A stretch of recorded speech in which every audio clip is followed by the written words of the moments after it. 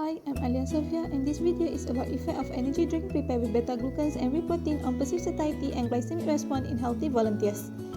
In 2019 National Health and Morbidity Survey has stated that 1 in 5 adults in Malaysia, or 3.9 million people aged 18 years and above, have diabetes. But wait, what are the causes of the diabetes? Excessive intake of carbohydrate, fat, and high glycemic index of food is associated with obesity, and this subsequently will lead to the type 2 diabetes mellitus. So it is advisable for us to choose low glycemic index of foods in order to maintain desired postprandial glucose response.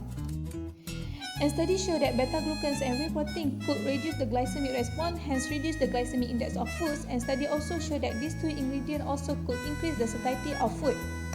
And since liquid food metric is an excellent medium for the additions of nutraceutical component for enrichment of the diet, hence the objective of this study is to determine the nutrient composition, perceived satiety, glycemic response, and glycemic index of energy drink prepared with beta-glucan and whey protein.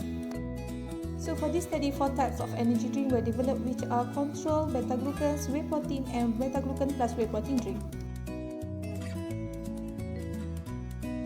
For the first objective, nutrient composition such as moisture, protein, fiber, and fat were analyzed by using established method from AOAC and AACC method.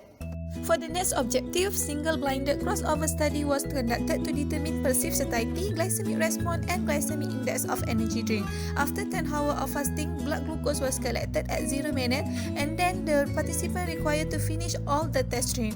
Then, after 15, 30, 60, and 120 minutes, the blood glucose was measured again. Here are the results for this study.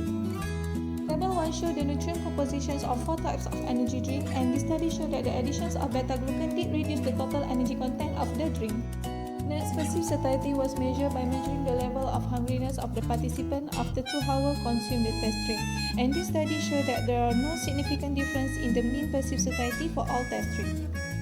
Finally, for the glycemic response and glycemic index of energy drink, this study showed that the incorporations of beta-glucans and/or whey protein did not significantly reduce the postprandial blood glucose and glycemic index of energy drink.